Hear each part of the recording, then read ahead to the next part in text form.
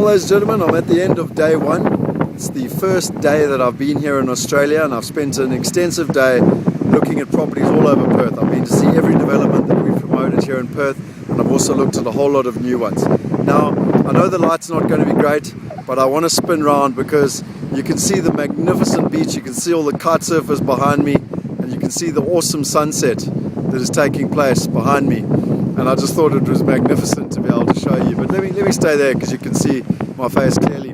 Now, what have I actually learned in the Perth market? I think the most important thing is that there's a big resources boom that's taken place here. There's very few properties that are in the CBD. Interestingly enough, in places like Melbourne, there's something like 20,000 properties that have come onto the market, and there's only a demand for about 3,000. Whereas in the Perth CBD, because of what's happened in the market for the last 4 or 5 years, there's been very little supply coming into the market, and yet there's large demand now with this resources boom. They're doing a lot of research, and a lot of people that are coming back now. That's really driven what's happening in Perth. A lot of people here, I've spoken to a lot of people, and they are excited about what's happening. I've looked at projects today. There's also some repossessed properties, which is great. It's basically developments that were built during the global financial crisis and didn't sell and got repossessed by the bank, and they've finished existing in the CBD, which are great opportunities for investors. There's one that I looked in Fremantle here, which is actually, I'm on the beach here in Fremantle, and it's actually to the south, so it's down that way there, South Fremantle, down the beach there.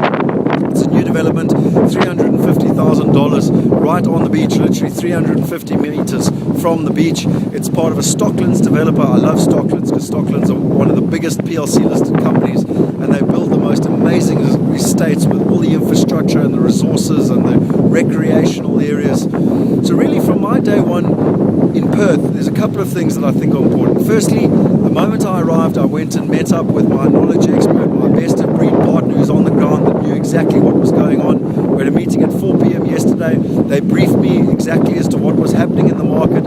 I asked them the questions about what was happening with regards to some people talking about the bubble and were there concerns. And they said one had to be very specific in terms of what areas you were talking about, but that the biggest risks in this market were that if China and India went off the boil, because at the end of the day, the whole country is driven by resources, and Perth even more so is driven by resources, and that's where they see the risks, because if China and India went off the boil, that means that then there would be further unemployment, and that could cause problems to the housing market. But the fundamentals of supply and demand, there's a lot more demand than there is supply. There's not a lot of supply coming to the market, and for the top 4 Australian banks are in the top 15 in the world. So it really made sense to me. I was challenging guys, saying where are the problems and what could cause this boom or bust that people have been talking about. And the fundamentals look sound. So I've been looking at things right through from apartments in the CBD to apartments on the beach, and then I've been out to the suburbs, the middle income Australia. The average Aussie earns between